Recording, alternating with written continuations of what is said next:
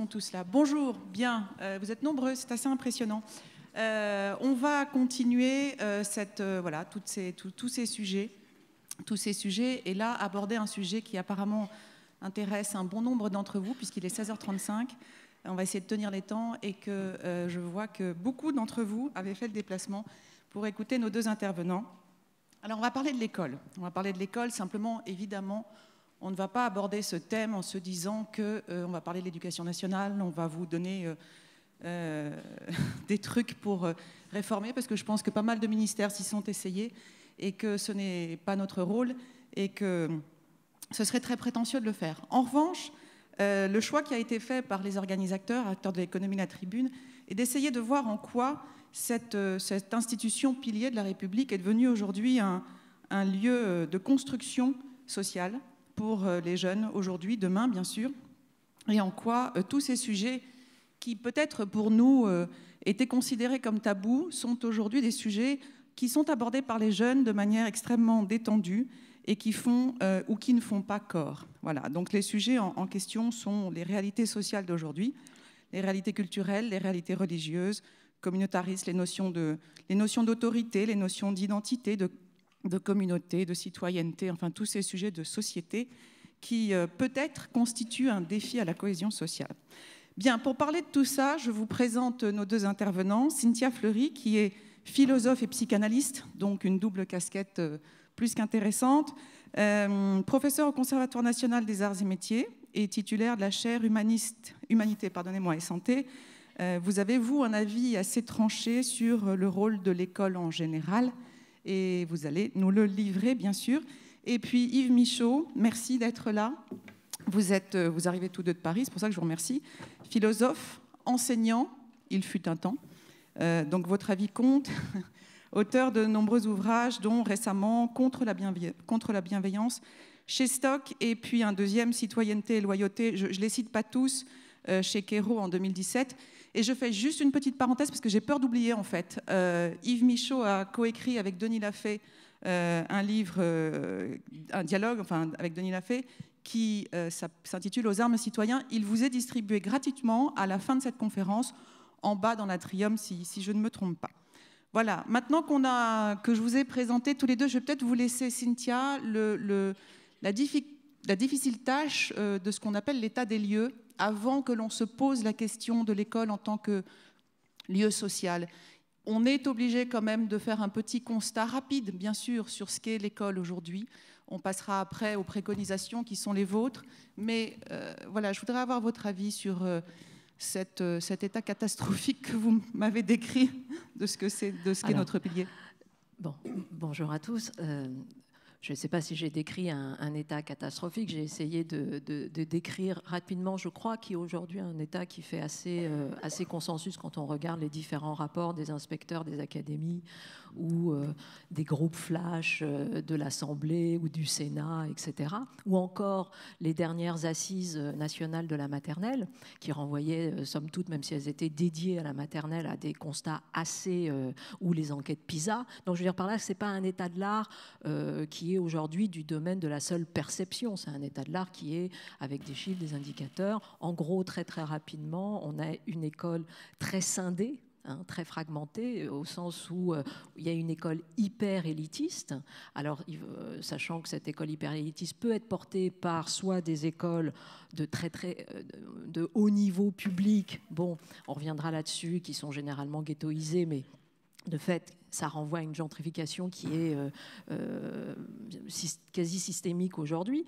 Donc vous avez cela, et sinon des écoles privées qui ont fait un bond en termes d'innovation pédagogique, de cursus d'excellence, de soutien aux élèves, de tutorat, etc. C'est-à-dire que le privé qui a aspiré comme ça, de façon très forte, toute la question de l'expérimentation, du dérogatoire, qui est absolument nécessaire quand on veut faire effectivement des...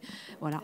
Le public l'a fait également, vous l'avez vu, ça a fait la une des journaux avec les ouvrages d'Alvarez et d'autres, mais de Stanislas Dehaene, que sais-je, c'est-à-dire que vous avez des endroits de dérogation qui ont pensé, par exemple sur la petite maternelle, parce qu'on sait là aussi depuis toujours qu'il faut faire descendre tous les grands apprentissages, les mathématiques, la lecture, etc., sur le nursery, sur le, pardonnez-moi, l'élémentaire, sur la première année, sur la petite section, voilà, chercher mon terme. Donc on sait tout ça. On ne le fait pas. On sait qu'il faut diviser les effectifs. On sait qu'il faut multiplier les professeurs avec un professeur et un tuteur. Tout ça, on ne le fait pas. Et donc, on a une école qui est, en gros, celle où les familles sont déjà protectrices et donc sont capables d'assumer un rôle, mais plus qu'un rôle constituant et structurel, et donc qui font toujours leur travail. Et c'est la voie élitiste française qu'on connaît bien vers les classes prépa et vers ensuite la voie de concours.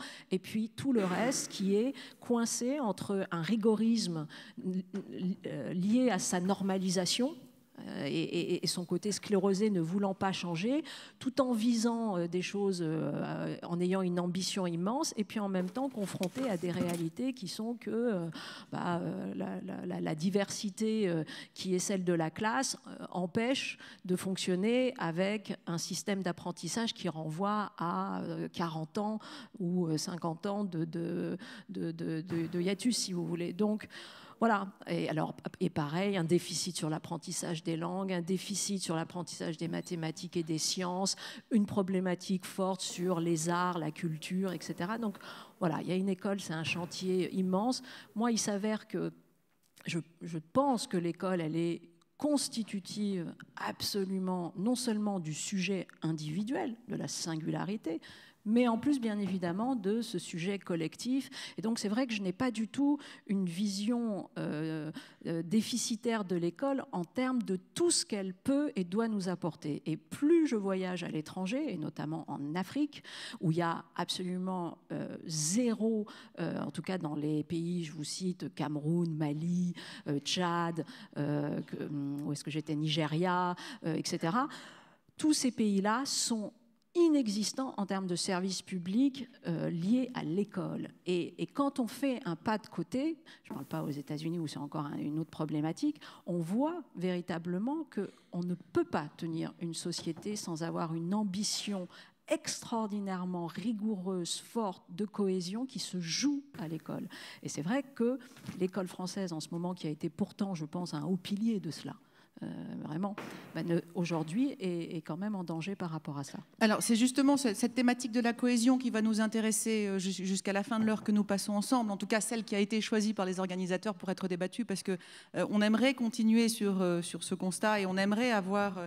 je vais vous demander quelles sont les possibilités comment, non pas de réforme, encore une fois c'est très ambitieux de notre part, mais de changement. Mais je voudrais d'abord vous demander, Yves Michaud, est-ce que vous partagez, vous, ce constat sur ce manque de cohésion constat de Cynthia qui est un petit peu pessimiste? Non, pas complètement. Où je serais d'accord avec elle, c'est qu'effectivement, l'école est vraiment l'institution clé pour la construction et civique et politique d'une communauté républicaine, puisque c'est quand même dans le type de communauté où nous sommes et où nous sommes contents d'être. Je serais d'accord avec elle aussi sur le fait que des choses doivent commencer très tôt. Pour moi, effectivement, et c'est aussi l'idée de Blanquer, c'est à la maternelle, l'école élémentaire, et j'attache pour ma part énormément d'importance au moment du collège, et je dirais qu'au fond, le lycée, c'est le moment où les choses ont déjà été jouées. Si les enfants ont été bien formés en amont, la question du lycée ne se pose pas. Elle se pose, bien évidemment, à d'autres égards, mais disons que les choses se jouent bien avant. Donc je suis entièrement d'accord. En revanche, où je ne serais pas d'accord avec Cynthia, c'est que les choses sont moins catastrophiques qu'elle dit, parce qu'elles sont plus diverses. On a une école, effectivement, elle a dit, qui était émiettée ou fragmentée, et ça dépend des endroits. Il y a des endroits, ça dépend de la qualité de la communauté. Je parle parce que j'ai une expérience de terrain, y compris encore maintenant. J'assure souvent des formations de philosophie au collège, à titre bénévole, pour voir ce que ça donne, puisque je l'ai fait avec pas mal de succès dans les années 2005, 2003, 2006. Ça dépend des endroits. C'est-à-dire que vous avez des endroits, notamment en ZEP, où justement les équipes enseignantes sont jeunes, très motivés, confrontées à des problèmes difficiles, donc elles sont obligées d'inventer, où vous avez des principaux de collège qui sont très motivés et qui peuvent profiter assez largement des marges d'autonomie dont ils jouissent, mais que tous n'osent pas utiliser. Et donc là, les choses se passent plutôt bien. Et puis à côté de ça, vous avez des endroits absolument épouvantables. Ça dépend aussi de la composition locale, hein, de la population. Vous avez des endroits... Mais enfin, moi, celle dont je parlais, c'était quand même un endroit assez compliqué. Zep, c'était Gennevilliers, et c'était quand même un endroit difficile. Mais vous avez d'autres endroits où c'est très, très difficile de faire cours, où je suis très admiratif des professeurs, parce que faire cours en ayant à maintenir l'ordre, c'est quelque chose d'absolument impossible, nerveusement épuisant, etc. Il y a des cas d'espèce extrêmement différents et tout ne marche pas si mal, je veux dire, en France. Simplement, il faut effectivement prendre un certain nombre de mesures. C'est difficile à faire parce que la machine est énorme et puis c'est lent à faire descendre, mais un certain nombre de mesures donnant plus d'autonomie, revenant aux fondamentaux, diminuant effectivement le nombre d'élèves dans certains cas, pas dans tous, hein, je vais dire. Ça touche aussi bien à la fois l'autorité que les programmes, que l'autonomie, que la laïcité, etc. Donc aussitôt, on s'aperçoit qu'on a beaucoup de problèmes qui sont liés et qui demandent du doigté pour être résolus. Ça, ce sont vos préconisations générales, forcément, parce qu'on est obligé, bien sûr, d'être un peu généraliste aujourd'hui, sur un sujet qui... D'abord, il y a le public et il y a le privé, vous l'avez dit, donc ce sont forcément deux états des lieux un peu différents. Et puis des préconisations sur... Il y a le comment faire et il y a le avec qui faire. Et finalement, avant de se demander quels sont les sujets qui devraient ou ne devraient pas être abordés à l'école, qui devraient ou ne devraient pas être enseignés ou même traités entre enseignants et élèves, ou bien traités entre élèves entre eux, ces fameux tabous. Je voudrais avoir juste rapidement votre préconisation sur qu'est-ce qu'il faut réformer pour vous. À l'école ? À l'école, si vous voulez, alors là aussi, moi je suis tout à fait d'accord. On a une situation, je l'ai dit, très fragmentée. Maintenant, moi j'ai un biais, c'est vrai. J'ai un biais au sens où, d'abord, quand mes collègues enseignants m'appellent pour aller enseigner dans les classes, parce que quand même, je le fais, je ne fais pas que de l'enseignement supérieur, je vais très très souvent à l'appel de mes collègues, et je vois effectivement des situations compliquées, un burn-out, comme on dit un peu facilement aujourd'hui, mais qui est hélas très réel, des enseignants, qui par le passé ne se sentaient pas nécessairement soutenus par leurs principes, les proviseurs ou par même l'institution ministérielle, et qui est-ce là aussi une perception, est-ce que ça va se vérifier, mais dans l'ère Blanquer ont un sentiment d'être davantage soutenus. Le simple fait, si vous voulez, que par exemple on ait enfin dit les incidents graves, qu'on les note, qu'on les pose, etc., et qu'on sort de cette vision, effectivement, tout va bien, alors que c'est extraordinairement dur d'enseigner à certains endroits. Donc ça, c'est, et je dis un biais parce que je suis psychanalyste et qu'après, moi, je les ai souvent en cabinet. Les parents, les enseignants et les élèves. Alors, ça fait beaucoup de monde. Donc, ça fait beaucoup de monde pour dire tout de même que quelque chose ne va pas. Alors, c'est des choses... en fait, ce qu'il faut d'abord, c'est, je pense, de l'autonomie. Parce qu'effectivement, nous sommes dans un monde où la standardisation est inefficace. Parce que les réalités endogènes sont différentes. Parce que les compétences à tel endroit sont celles-ci, les déficits, les vulnérabilités sont celles-ci, et qu'en plus, tout ça, ça se joue de manière à grande échelle, mais ça se joue aussi à l'intérieur de chaque élève, etc., etc. Et donc, ça demande que, bien évidemment, il y ait une possibilité dérogatoire, ou en tout cas d'ajustement très forte, et de prise en main, en termes d'initiative, très forte de la part de l'équipe pédagogique, qu'elle puisse véritablement penser, structurer, etc. Et c'est pas toujours le cas, c'est possible dans certains endroits, c'est pas toujours nécessairement le cas. Et puis il y a aussi les phénomènes d'autocensure, et puis aussi le fait que c'est pas nécessairement la culture française de faire ainsi. Et c'est, je pense, absolument nécessaire. Et ensuite, vous avez, je vous donne un exemple, des associations de parties prenantes un peu nouveaux. Par exemple, en Seine-Saint-Denis, pour ne pas nommer ce territoire, la demande n'est pas tellement d'avoir plus de professeurs, puisque de fait, il y a plus de professeurs, très souvent. Il y a un quota qui fait qu'il y a plus de tutorats singuliers, etc. En revanche, la demande, c'est du médical. C'est-à-dire, en gros, c'est d'avoir en réseau toute une construction qui permet d'affronter ce qu'on appelle les 10. C'est-à-dire tout ce qui est dysfonctionnement de langage, d'écriture, la dyspraxie, enfin, etc. Et c'est ça la demande. Donc vous voyez, et ça, il faut l'entendre. Il faut l'entendre en disant, ah bon, bah oui, parce que bien évidemment, le bon parcours aujourd'hui, c'est non seulement de singulariser tout en respectant l'enjeu commun, mais en même temps de voir comment on vient corriger des problématiques qui sont celles de l'élève et que l'enseignant ne peut pas corriger seul, parce qu'elles ne sont pas du tout du niveau de précisément l'apprentissage. Enfin, si elles sont du niveau de l'apprentissage, au niveau neuro, au niveau comportementaliste, etc. Et ça demande que toute une nouvelle équipe pédagogique se mette en place. Yves Michaud, vous avez dit les enseignants n'ont pas forcément le temps, enfin vous avez écrit, pardon, j'ai lu, les enseignants que j'ai rencontrés n'ont pas forcément le temps d'aller jusqu'au bout de ce qu'ils souhaiteraient enseigner, parce qu'ils doivent enseigner d'autres choses, le savoir-être, le savoir-vivre, tous ces sujets qui font l'être humain, qui font le citoyen de demain. Votre expérience là-dessus? Pour moi, les choses par lesquelles il y a beaucoup de choses à reconstruire, mais tout peut se faire d'ailleurs en fait simultanément, et surtout sans dire qu'on va faire des grandes réformes, parce que sinon ça bloque tout.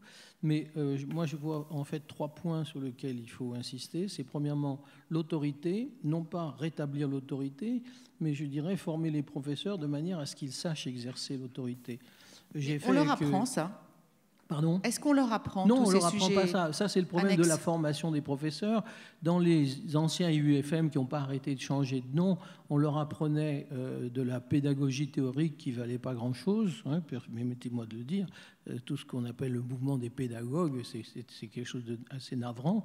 Mais en revanche, on n'apprenait pas du tout aux enseignants à être confrontés, je dirais, à une classe et à avoir à imposer l'autorité. Par exemple, tout simplement, imposer ou faire reconnaître leur autorité, tout simplement en termes de manière de se comporter, manière de se poser, distance à tenir avec les élèves, manière de s'adresser à eux, etc. On avait commencé avec, quand Blanquer était recteur de Créteil, on avait commencé avec Sébastien Clerc à faire des formations pédagogiques pour les professeurs à la tenue de classe, et ça a donné un livre qu'on a publié en folio Gallimard qui s'appelle « Face à la classe ». C'était, je dirais, de la pratique pédagogique au quotidien. Comment faire face à la classe, pour l'autorité, pour la sanction, pour la notation, etc., etc. Donc là, il y a un retour à une formation pratique, concrète, très importante. En passant, je dis qu'une des choses que je trouve les plus stupides qu'on nous dise, c'est qu'on devrait mettre des professeurs expérimentés dans les classes difficiles. C'est une erreur. Un professeur expérimenté de 50 ans, s'il arrive dans une ZEP, mais il va déprimer en 2 mois. Hein, je veux dire, il ne comprendra plus rien. En revanche, les jeunes improvisent, ils sont plus proches de leurs élèves, ils sont plus souples et ils sont plus motivés. Et c'est beaucoup plus intéressant. Donc l'autorité, pas rétablir l'autorité, mais faire en sorte que les gens puissent exercer l'autorité, et c'est possible. La deuxième chose, c'est, je dirais, les programmes. Ça touche à la question de... Ça, je crois que le problème français fondamental, c'est les programmes. Effectivement, il faut revenir aux bases. Je me souviens d'une conversation que j'avais eue avec Fillon en 2003, lors d'une émission de télévision, parce que c'est lui qui avait lancé, je crois en 2003 ou 2005, l'idée de socle commun. Et dans l'idée de Fillon, le socle commun impliquait une réforme complète des programmes. Mais quelque temps après, Chirac, qui avait été démarché par les lobbies syndicaux et d'enseignants aussi bien de droite que de gauche, a fait la déclaration que les programmes actuels étaient en accord avec le socle commun. C'est un non-sens absolu. Il faut repenser complètement les programmes si on veut justement qu'ils soient enseignables. C'est ce dont je vous parlais en préparant l'intervention. C'est que par exemple, si vous regardez le programme d'histoire de 4e ou de 5e, il est sur le papier, il est très bien ce programme. En fait, quand j'en discute avec des enseignants de collège, ils me disent soit on le traite, on fait le programme, et Dieu sait si les gens sont attachés à faire le programme, soit on fait le programme et on est superficiel et ça n'a plus ni queue ni tête, soit on le fait sérieusement et à ce moment-là on ne pourra absolument pas le finir.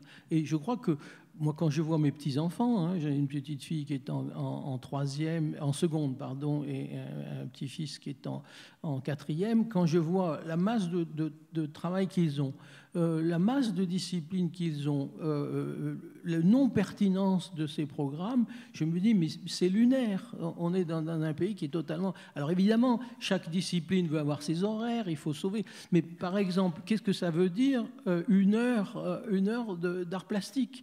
Comme me disait un de mes anciens élèves des Beaux-Arts, quand j'ai dirigé les Beaux-Arts de Paris pendant 7 ans, j'avais retrouvé un jour, j'étais dans un musée dans le nord de la France, il me disait, ils mettent 10 minutes à rentrer, 10 minutes à se calmer et ils partent 10 minutes avant. Qu'est-ce que vous voulez que je fasse avec eux? Je veux dire, il faudrait par exemple les arts plastiques fassent l'objet, comme le sport, comme les travaux pratiques, comme le théâtre, la musique, fassent l'objet d'après-midi entières. Mais ça impliquerait qu'on revoie complètement les programmes. Et moi, je suis pour tailler en pièces, et pourtant je suis un vieux mandarin académique et j'y tiens, moi, au savoir. Mais je veux dire, il faut que le savoir soit enseignable. Si vous empilez les disciplines, que si vous voulez que ça, c'est la deuxième chose. Et la troisième chose, et c'est de plus en plus important, c'est le respect, je dirais, des missions de l'école dans le cadre de ce qu'on appelle en France la laïcité, c'est-à-dire dans le cadre de la séparation des croyances religieuses et de l'enseignement. Alors, donc voilà les 3 points, si vous voulez, c'est l'autorité de terrain, les programmes, et ça sera pas facile à faire, et puis troisièmement, la laïcité, ou plutôt la séparation des croyances et de l'enseignement. Alors, vous m'offrez justement une transition toute trouvée. Cynthia, je me tourne vers vous, vers la psychanalyste que vous êtes, parce que on va tout à l'heure donner la parole à 6 étudiants qui sont là, qui attendent, qui sont au premier rang, qui ont plein de questions à vous poser, et je pense que c'est vraiment eux qui auront des questions intéressantes. Mais on va un tout petit peu introduire ces questions, parce que eux souhaitent vous parler justement des tabous qui sont les leurs aujourd'hui. Et la question, moi, ils vont vous les décrire, ils vont vous poser leurs questions, mais toutes ces notions qu'on a énumérées tout à l'heure de communautarisme, d'identité, de cultures différentes, est-ce que c'est tout cela qui doit être abordé par l'école? Est-ce que c'est le rôle de l'école pour construire le citoyen de demain que d'aborder tous ces tabous entre enseignants et élèves dans un premier temps, puisque eux l'abordent entre eux de toute façon? Alors, il faudrait nommer ces tabous. Vous pensez à quel tabou? Alors, c'est justement une question qu'on va leur poser. Ce qui est tabou pour eux ne l'est peut-être pas pour vous, justement. Donc, on va leur poser cette question, mais si on parle, par exemple, de différences culturelles, si on parle de pornographie, si on parle de... j'ai préparé avec eux, je les ai vus la semaine dernière, ils m'ont parlé de développement durable. C'est pas un sujet tabou, c'est pas pour autant... Vous voyez, il y a plein de sujets qui construisent le citoyen. Et la question, est-ce le rôle de l'école? Comme j'ai dit, le rôle de l'école, c'est hélas... immense, et donc c'est vrai qu'on est pris, c'est vertigineux parce qu'on veut que l'école traite de tout. Comment on fait? Quand on est enseignant, on a effectivement un support qui s'appelle un programme, et je vous jure que ce programme, normalement, lorsqu'il est à peu près suivi, oblige et même ne peut pas ne pas passer par un affrontement avec toutes les questions. Et notamment ce qui est posé comme question taboue. C'est le rôle du savoir, c'est le rôle de la méthode, c'est-à-dire non pas de choisir des thèmes, mais parce que c'est cet esprit critique, argumentatif qui se met en place, qui se construit, et en plus au travers des âges, donc généralement qui est plus serein, mais c'est très compliqué de rétablir cette sérénité et de remettre cette perspective historique pour permettre précisément, c'est ce qu'on fait normalement tout le temps, pour montrer à quel point les questions qui sont là aujourd'hui ont été pensées à d'autres moments, différemment, etc., etc. Mais c'est vrai qu'on est confronté au temps, on est confronté à ce qui est en face de nous, c'est-à-dire la résistance ou pas pour écouter. Et Michaud a parlé de l'autorité. L'autorité est une chose essentielle, c'est la base. Autorité, pas du tout au sens d'autoritarisme, hein, au sens de tout simplement du respect. Et puis d'augmentation, c'est-à-dire le fait que non seulement moi, celui qui parle, je suis augmenté par ceux qui me donnent ce statut lié à l'autorité, et qui déjà là est problématique, mais moi-même, j'augmente mes élèves en les rendant beaucoup plus capacitaires. Mais l'autorité, c'est un écosystème. Je veux dire par là que c'est un écosystème parce que un enseignant seul, oui, mais très souvent un enseignant backé par les autres enseignants, backé par le proviseur, avec encore une fois un ministère derrière qui suit, parce que sinon c'est un sacrifié du système et qui tiendra... Bon, son courage tiendra, mais à un moment donné, cette exemplarité de l'autorité, elle doit être portée par un collectif pour précisément calmer, endiguer ce que, et c'est généralement les problèmes arrivent à les fin primaire hein, maintenant, hein, donc ça descend. Hein. C'est pas simplement que le collège, c'est aller dès le CM1, CM2. Dans certains endroits, vous avez véritablement des duretés en termes de, je parle, de tenue de classe. Hein, donc, alors que, bien évidemment, il y a des années, c'était beaucoup plus loin. Donc, alors, est-ce que c'est grave? Pas nécessairement, parce que si on avait des équipes extrêmement structurées entre elles et elles-mêmes de grande cohésion, bon, ben, elles pourraient affronter ces challenges qui sont sur aussi les petites classes et puis le collège en particulier de manière aussi plus efficace. Alors, on va passer la parole maintenant à ces 6 étudiants qui ont bossé et qui ont des questions à vous poser, tous les 6. Vous allez venir 3 par 3, comme vous le souhaitez. Peut-être, voilà, vous allez venir tous les 3. D'abord, peut-être, quand vous commencez, évidemment, présentez-vous. Moi, je voudrais simplement vous dire que ce sont bien sûr les citoyens de demain, bien sûr. Et alors, ils ne sont plus dans le système école, collège, lycée, puisqu'ils sont en 2e année d'établissement supérieur. Ils viennent de Made In, qui est un établissement d'enseignement supérieur à Lyon, qui offre des formations en management, en art et en design. Et respectivement, tous les 6, hein, vous nous direz après qui est qui, mais vous préparez, pour certains d'entre vous, un bachelor européen management et développement. Certains d'entre vous en licence sciences de gestion, d'autres en 2e année de BTS commerce international et d'autres en 2e année de BTS compta gestion.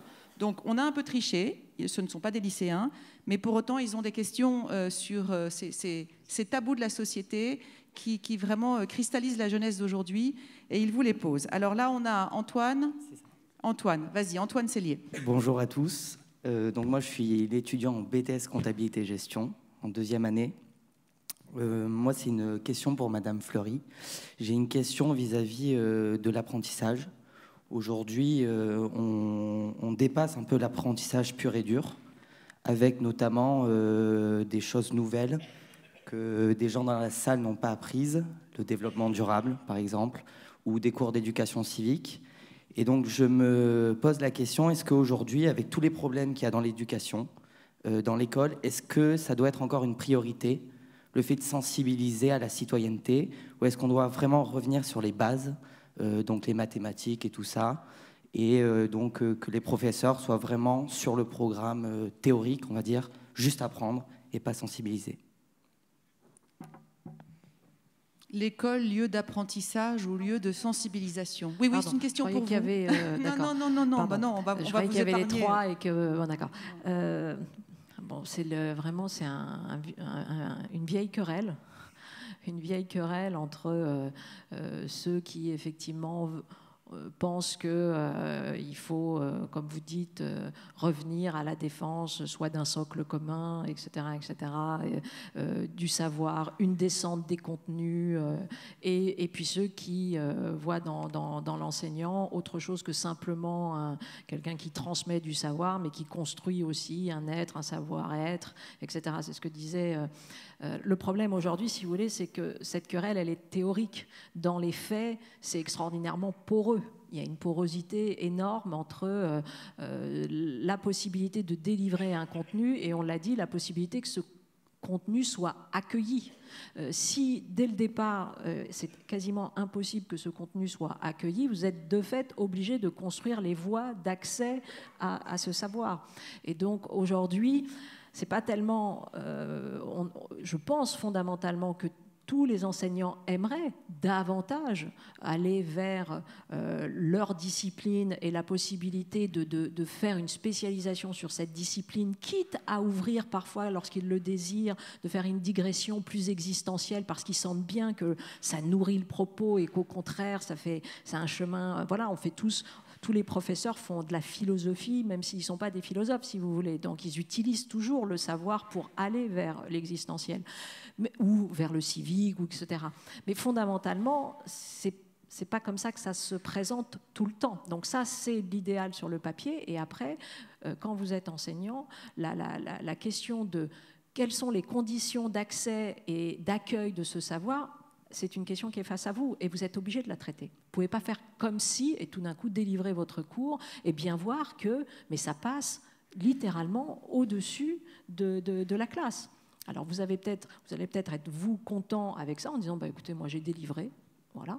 Mais dans le côté capacitaire, c'est-à-dire qu'est-ce qu'il en reste de l'autre côté, c'est quand même, on est obligé de traiter cette question de la réception. Et souvent on la traite aussi en créant le contenant et pas simplement le contenu.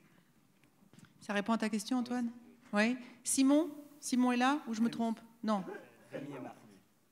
D'accord. Alors, Rémi, je te laisse te présenter. Oui. Alors, bonjour. Rémi Talouet. Je m'appelle Rémi Talouet, oui. Je suis donc étudiant en 3e année de licence sciences de gestion, donc à Made in. Moi, ma question, elle porte donc un sujet, on peut appeler ça tabou, mais difficile à aborder pour les professeurs d'histoire géo. C'est un peu les questions qui concernent par exemple la guerre d'Algérie ou le conflit israélo-palestinien qui sont même pas résolus en fait. Qui sont difficiles à résoudre. Et en fait, plus face au nombre d'identités culturelles presque aussi nombreuses en fait, que le nombre d'individus qui composent la classe, comment les professeurs peuvent-ils en fait, adapter leur discours pour apporter à chacun sans vraiment rentrer en contradiction avec ce qu'apporte leur famille, quoi. C'est Yves Michaud que tu souhaites entendre ou Cynthia Fleury ou peu importe? Peu importe. Eh bien, peu importe. Alors, Yves Michaud. Je vais répondre. Je vais vous répondre d'une manière un peu paradoxale, c'est que je crois que moins on fait d'histoire, moins on a de problèmes. Ce que j'ai constaté dès les années 2003-2004, c'est que la discipline qui échappe le plus et aux élèves et aux professeurs, c'est l'histoire. Les enfants aujourd'hui ont un rapport à l'histoire qui passe entièrement par l'imaginaire, les jeux vidéo, les mangas, les bandes dessinées, etc. Et l'histoire, c'est quelque chose d'inintelligible. En revanche, j'avais constaté que quand on essaye de leur expliquer comment sait-on quelque chose d'historique, comment établit-on un fait historique, une archive, de l'archéologie préhistorique, etc., là, on commence à embrayer. Et je dirais qu'il vaudrait mieux rendre un certain sens de l'histoire plutôt que d'enseigner de l'histoire comme ça. Je donnerai une autre illustration.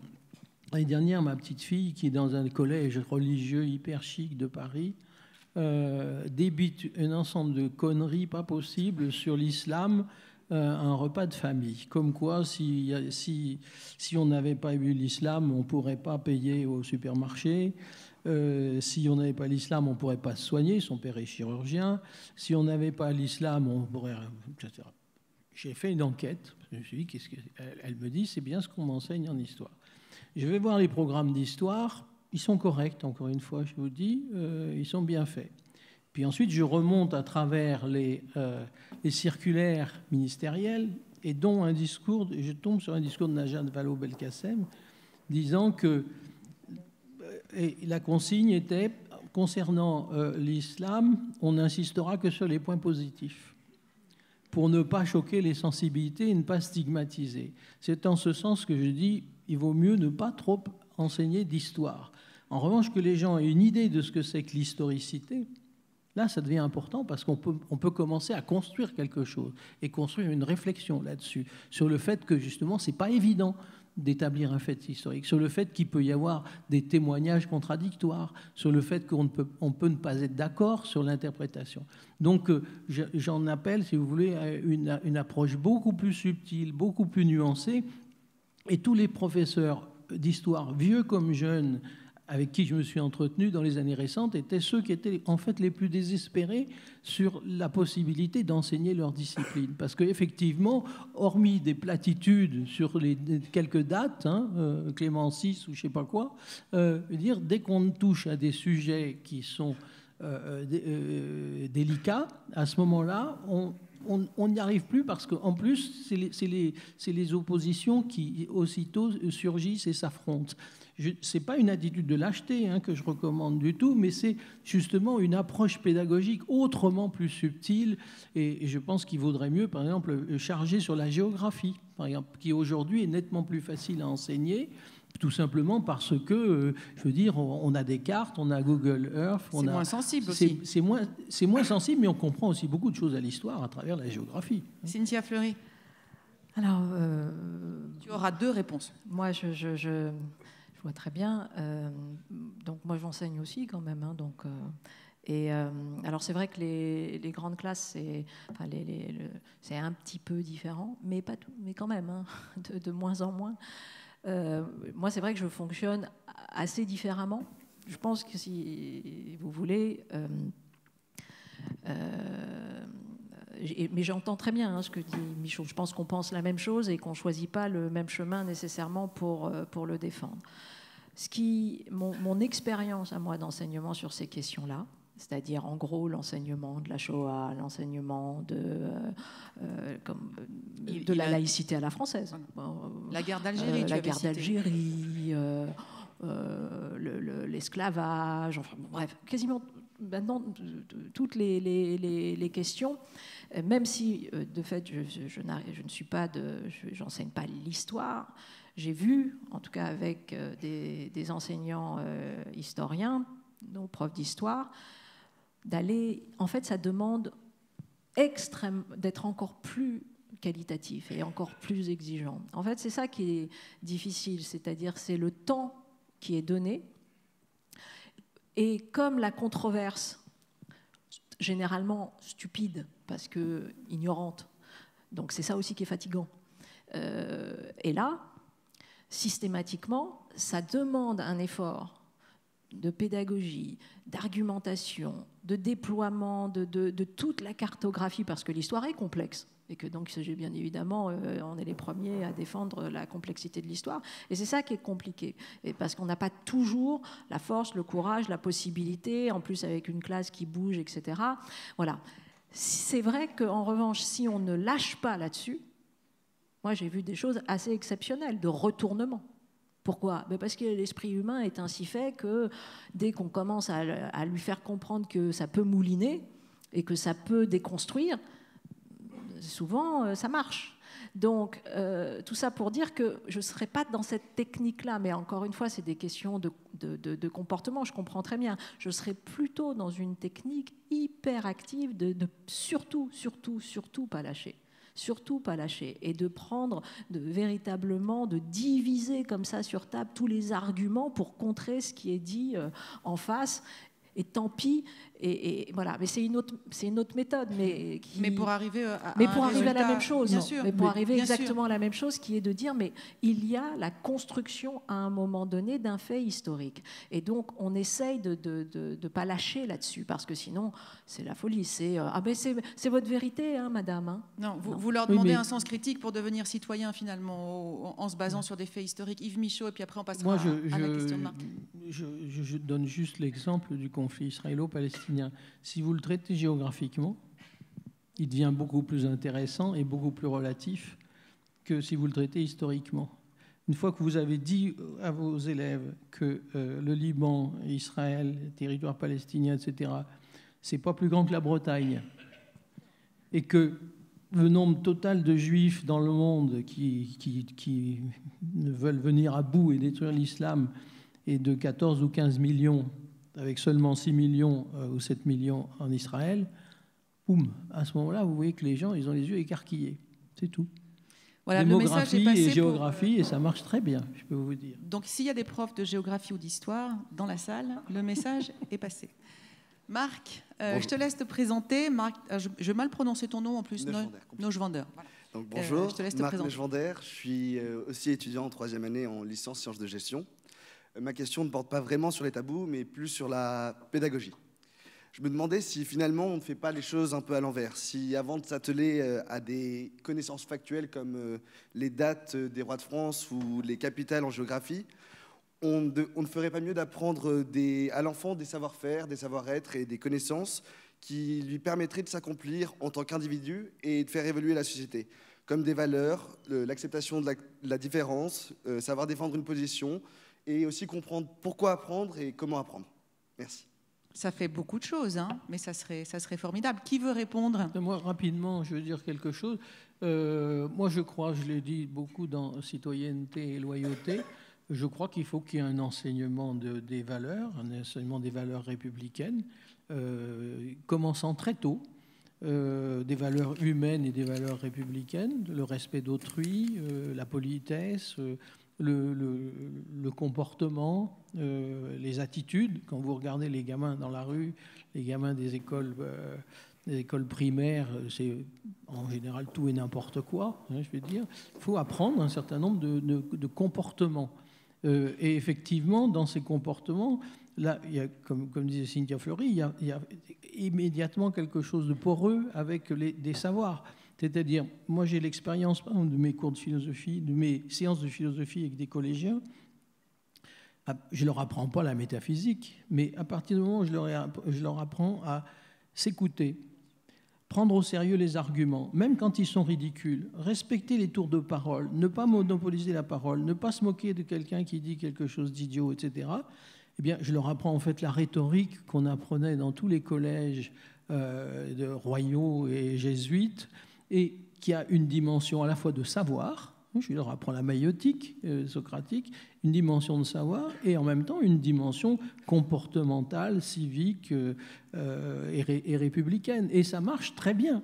En ce sens-là, je veux dire, ça les prédispose à beaucoup mieux réfléchir et à beaucoup mieux accueillir, en quelque sorte, les savoirs.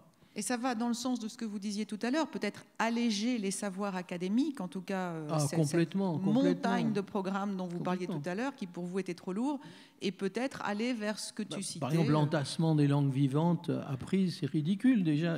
C'est la raison pour laquelle quasiment aucun Français, à bout de 8 ans d'anglais, n'arrive à commander un café ou que ce soit. On espère que si. Et Cynthia, vous vouliez réagir à la question. Oui, mais je vais aller sur un certain point dans le même sens qu'Yves Michaud, puisqu'on en est à dire où sont nos enfants. Donc, moi, j'ai sorti mon fils du système français. Donc, je n'ai pas simplement sorti du système public, j'ai fait un double shift et je l'ai mis dans un système anglais, en l'occurrence, et pour différentes raisons, et notamment pour une raison, mais c'est un choix, hein, où les petites années et la base se constituent précisément sur les savoir-être. Bon. Et donc, ça, c'était mon choix. J'estimais que c'était encore cette question, si vous voulez, de dire, voilà, avant de transmettre, il faut tout de même créer les possibilités d'accueil de cette transmission. Si vous avez un enfant qui court partout, dans tous les sens, qui hurle, qui met un coup sur son voisin, ça va être compliqué, si vous voulez, de faire de vérifier l'épistémologie naïve mathématique avec lui, si vous voulez. Donc, il faut un peu dans l'axe. Et moi, je pense que dans le savoir-être, il y a toute la je travaille sur la notion du care, bon, donc sur le soin, mais care et curiosité, hein, c'est exactement la même racine, hein, donc la racine qui fait que être attentif à la connaissance, être attentif aux autres, c'est le même continuum. Et ce n'est pas, c'est pour ça que je disais que c'est vraiment, je crois que c'est un débat qui n'a pas de sens d'opposer de ceci, de cela. On voit très bien d'ailleurs quand on enseigne qu'on ne peut pas les opposer. Donc cette question de comment très tôt on crée véritablement de manière intelligente en fait de la compréhension des comportements transmis, c'est déterminant pour que l'élève devienne une force pour lui-même. C'est-à-dire qu'il soit capable de lui-même, tout d'un coup, de contrôler un certain type d'émotion, d'apprendre à se concentrer. Ça a l'air stupide, mais c'est déterminant. C'est déterminant que, tout d'un coup, et non pas « Ah mais non, mais il est trop petit, il ne sait pas ». Pas du tout. Moi, je vois mon fils, à 3 ans, il savait se calmer seul, en disant et il disait, je me mets de côté. J'étais absolument épatée par cet enfant, je me mets de côté. Et je disais, d'où ça vient? C'est certainement pas moi qui suis tendue comme c'est pas permis. Donc, et j'ai découvert que c'était son enseignant qui lui avait appris à faire toute une série de choses avec un truc où il fait comme ça. Enfin bref, bon, why not? Et j'étais un peu paniquée d'ailleurs, parce que très souvent je disais derrière, bon, mais vous travaillez quand même, vous apprenez, rassurez-moi, je suis quand même française, si vous voulez. Ouais. Donc en panique totale avec le savoir académique, où je venais régulièrement dire, mais rassurez-moi, cet enfant quand même apprend à lire. Bon, il s'avère qu'il a lu à 4 ans et demi, donc tout va bien. Bon, donc la question, si vous voulez, c'est, voilà, je pense que c'est absolument déterminant de créer ça. Mais encore une fois, on ne crée pas ça n'importe comment. C'est-à-dire qu'avec 20 enfants dans les petites classes, créer ces comportements, ces ethos, comme on pourrait dire, il faut du temps, il faut souvent 2 ou 3 enseignants, etc., etc. Et là, en revanche, on tombe sur des réalités de moyens ou d'idéologies qui ne sont pas encore tout à fait bien acceptées dans le système français public. Donc ça répond à ta question. Oui, mais pas en les opposant tous les deux forcément, en permettant d'eux, peut-être, à travers des biais qu'on essaye de développer en France dans certains systèmes alternatifs. D'ailleurs, je crois que l'un d'entre vous va parler des systèmes alternatifs, ou est-ce que c'était toi? Alors, on va peut-être d'abord laisser tes 3 camarades. On verra si on a le temps pour d'autres questions. Je vous laisse aller vous rasseoir. Colombe, merci.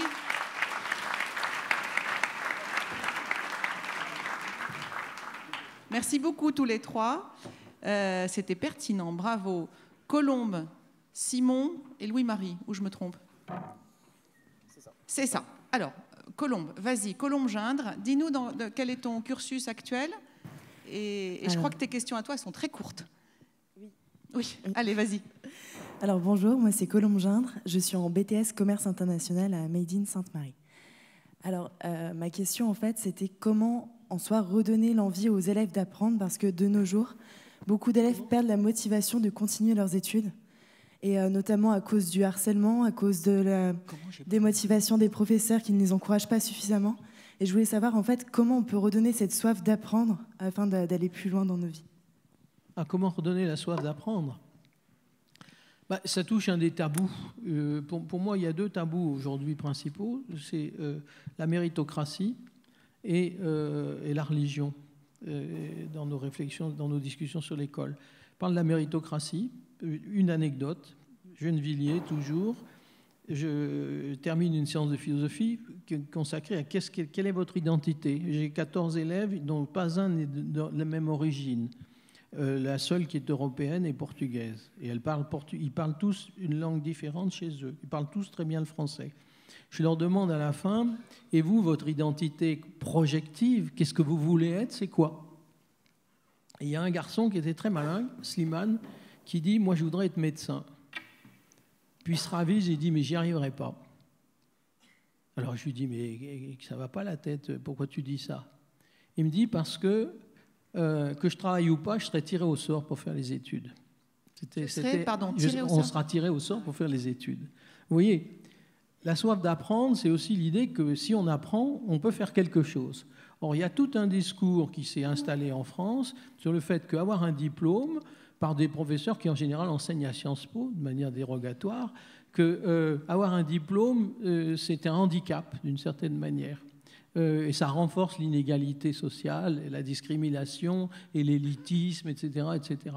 Je crois qu'il faut tout simplement apprendre aux gens des choses apprenables et leur dire que s'ils les apprennent, ils peuvent en faire quelque chose et que ça peut marcher. Je veux dire, il y a une sorte de résignation transmise à travers tout un discours de gauche, il faut bien le dire comme il est, socialiste, un discours de résignation, comme quoi que j'apprenne quelque chose ou rien, ça ne servira à rien. Eh bien, je veux dire, si on veut redonner aux gens l'envie d'apprendre quelque chose, il faut, un, que ça soit apprenable, que ça ne soit pas absolument lunaire et rébarbatif, et puis deux, je veux dire, on sache que ça mène à quelque chose.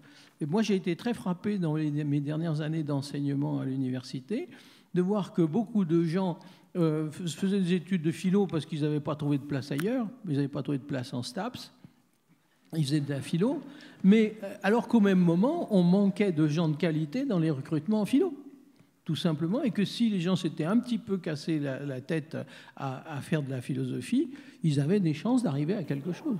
Mais si vous êtes résigné d'entrée de jeu sur des choses qui sont absurdes, vous êtes sûr que l'envie d'apprendre, non, il vaut mieux aller jouer avec sa console. Hein. Oui, l'appétence, ça plaît. Ça plaît. Je crois qu'on est tous d'accord. Louis-Marie, ta question. Donc, bonjour à tous, mon nom est Louis-Marie Desabbayes. Pareil que Simon, je suis en bachelor européen de management et développement. Alors, je voudrais vous poser une question à tous les deux et rebondir sur ce côté sur le thème de la discrimination et des différences. Je pense qu'on a tous été plus jeunes confrontés à une certaine discrimination plus ou moins forte, que ce soit sur la manière d'agir, de penser, de s'habiller. Donc, vivant dans une société où le phénomène de mondialisation et de globalisation des idées a pris une part plutôt importante, est-ce que vous pensez que ça a tendance à accentuer ou plutôt atténuer les différences à l'école ? Est-ce que la globalisation atténue les différences qui existent de fait dans nos écoles ? Je vais répondre différemment. On a tous rencontré durant nos parcours scolaires des phénomènes de harcèlement, des phénomènes de discrimination, etc., plus ou moins. Bon, donc ce n'est pas nouveau. En revanche, ce qui est un peu nouveau, c'est la réalité panoptique dans laquelle on est. C'est-à-dire qu'aujourd'hui, il y a peu de replis possibles, encore moins qu'avant. Pourquoi ? Parce que les enfants sont hyper connectés, ils sont donc en réseaux sociaux permanents, ça fait partie de leur socialisation, donc les dessaisir de ça, c'est très compliqué, voire pas souhaitable. Et en même temps, ces réseaux sociaux, vu qu'ils sont panoptiques et sans cesse comme ça sous l'œil des pairs PAIRS, de fait, si vous avez une petite difficulté, si vous avez une spécificité qui est ressentie comme trop différente, etc., où les phénomènes de harcèlement sont plus forts, ils sont plus intenses, ils sont parfois d'ailleurs plus courts, hein, étonnamment, parce que voilà, ils sont sur d'autres formats. Et donc, je dirais que ce n'est pas simplement la question de la mondialisation, c'est la question du numérique, c'est la question de la virtualisation, entre guillemets, de nos vies, où nos vies sont systématiquement à plusieurs niveaux. Il y a le niveau basique comme ça de la cour, mais en fait, la cour, elle est tout le temps là. Elle est tout le temps avec le réseau Facebook, le réseau Hangout, parce qu'il y a un réseau inter pour les devoirs, le réseau off, parce que c'est mieux d'être sur le réseau off, parce qu'il y a un réseau in, mais donc il faut être aussi sur le réseau off, le réseau machin ceci. L'Instagram ou le Ask, moi je me souviens par exemple avoir traité, pour vous donner juste un petit exemple, à un moment donné, il y a 10 ans, j'avais traité ces différents cas comme ça de harcèlement avec un truc qui s'appelait Ask. Je ne sais pas si ça vous dit quelque chose. Voilà, je vois les jeunes gens qui disent oui, voilà. Mais tu vois, ça c'est très typique. Alors, je pense qu'aujourd'hui, Ask, ça n'existe plus. On peut peut-être expliquer ce que c'est pour Ask, les non-initiés. très rapidement, Ask, c'était donc demande, c'était un réseau anonyme où on pouvait poser, c'était en gros le vieux jeu qu'on faisait nous, Action ou Vérité, quand on avait 10 ans, sauf que la personne était en face et qu'on était un cercle de 6. Là, pas du tout, c'était toute l'école, va sur Ask et on pose une question en étant anonyme, et si possible, la question la plus détestable, et aux yeux et aux vues de tous, et bien évidemment liée à la sexualité, liée à des choses qui sont liées à l'identité, liées, etc., etc. Ça a produit mais des catastrophes en série. Bon. Et ça, si vous voulez, c'est anecdotique. C'est des outils qui sont ridicules, qui sont obsolètes en l'espace de 2-3 ans, et qui disparaissent, mais qui pourtant, aujourd'hui, sont inhérents à la vie scolaire. Et ça, c'est pas toujours simple, effectivement. Donc, c'est pas que la question de la mondialisation, c'est la question, si vous voulez, technologique, d'avoir des capteurs tout le temps et de devoir aujourd'hui fonctionner avec ça. C'est plus la généralisation non pas du savoir, mais des informations qui, tout le temps et immédiate que la mondialisation elle-même. Tu voulais reposer. Je me permets juste de rebondir. Du coup, vous pensez de quelle manière l'école pourrait-elle aborder ce problème? Quel problème? Les problèmes des Celui que vient de décrire Cynthia Fleury. Par exemple, je prendrais un fait, le harcèlement ou la confrontation à tous ces fausses idées en fait, par rapport à la numérisation, comme vous l'avez dit. Les jeunes ont tendance à se faire une fausse idée sur la vie, sur par exemple la sexualité avec la pornographie. Donc comment est-ce que l'école devrait aborder ce sujet et essayer d'atténuer le problème? Solution. Je veux bien dire deux mots. Je suis d'accord avec ce qu'a dit Cynthia Fleury, mais c'est une des dimensions qui me rend moi le plus perplexe, parce qu'on n'a pas beaucoup de prise. C'est qu'effectivement, il y a à l'intérieur de l'école tout un fonctionnement de réseau qui échappe totalement, qui échappe aux parents, qui échappe aux professeurs, et qui fait qu'il y a un groupe. Des effets de groupe qui sont vraiment pathologiques, je veux dire des effets d'exclusion, des effets d'harcèlement, des peurs d'exclusion, des effets de conformisme, avoir à tout prix des amis, etc. Moi, ça me frappe beaucoup avec mes petits-enfants et je vois que c'est quelque chose sur lequel on n'a pas de prise. Je veux dire, sauf à les envoyer chez le psychiatre pour l'addiction. Je veux dire, mais il faut que ça soit grave. Et puis, il n'y a peut-être pas assez de psychiatres pour tous ces addicts. C'est bien possible. Ce que je voudrais dire, en revanche, sur les différences, je dirais que ça fait partie du programme d'enseignement républicain.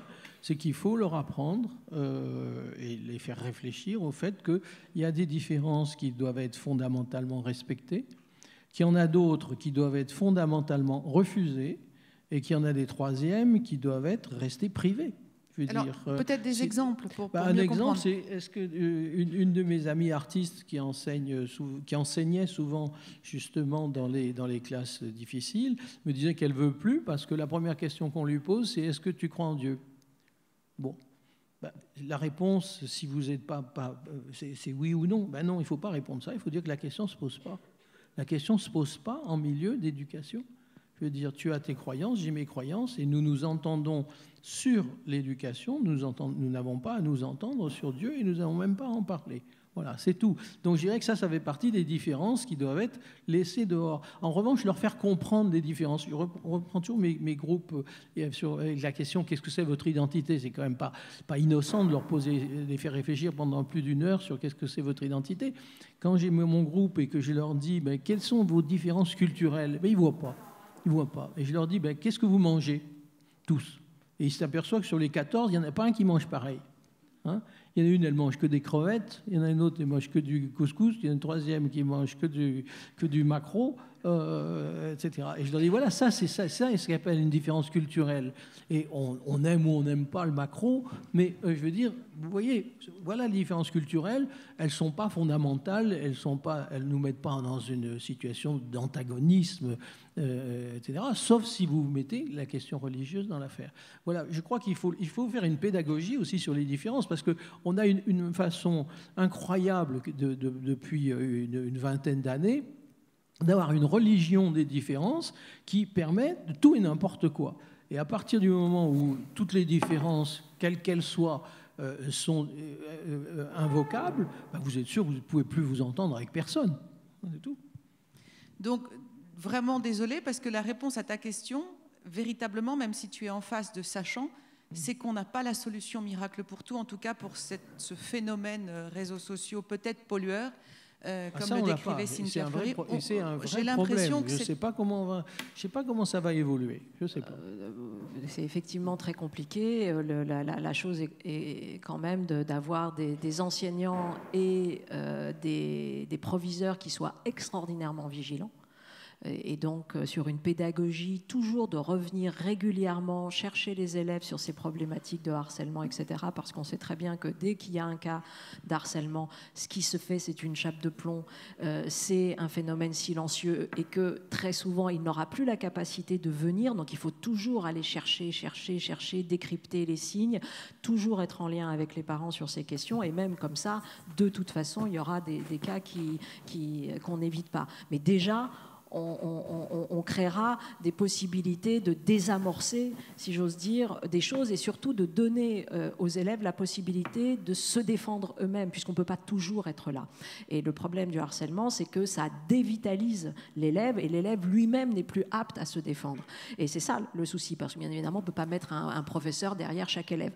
Donc ça, c'est vraiment pour moi quelque chose il faut qu'il y ait un discours très, très, très fort incarné par l'institution de contre, de sanctions, de choses comme ça. Donc, et puis dernier point, c'est évidemment sur l'apprentissage, c'est vrai qu'on doit toujours revenir sur cette question. Il y a une séparation, vie intime, vie privée, vie publique. Il y a des cercles qui sont différents et en plus ça nous permet d'expliquer précisément ce qu'est l'état de droit, c'est-à-dire un régime de séparation, ce qu'est la laïcité, etc. Et ce qui est la possibilité aussi identitaire, c'est-à-dire une identité, ça se construit dans la désaffiliation et ça se construit dans la filiation, ça se construit dans la désappartenance et dans l'emprunt, etc., etc. Et ça, en fait, il faut sans cesse revenir là-dessus parce qu'il y a des pièges comme ça qui sont sans cesse lancés à leur insu, d'ailleurs, par les élèves, en tout cas dans les petites classes. Et sous couvert d'affinité élective, on va discuter, on va parler ensemble et tout, on tombe dans le piège alors que précisément, il faut poser des repères qui seront en plus tout à fait importants pour eux ensuite. Il nous reste 5 minutes et tu vois, pile poil pour toi, Simon. Tu as une question, je crois, assez courte. On va essayer de t'apporter des réponses, une ou deux, je ne sais pas, assez courtes. Je crois que tu as une question sur le cadre. Oui, bon, alors vous avez déjà à peu près répondu, Madame Fleury. En fait, c'était comment et jusqu'où l'école doit cadrer en fait, les enfants dans le sens prendre les décisions à leur place. Comme exemple, je donnerais par exemple le choix des matières ou un tabou plus récurrent qui est si oui ou non on peut les laisser consommer de la drogue. Ou les laisser choisir en tout cas, en fait, surtout, c'est l'idée.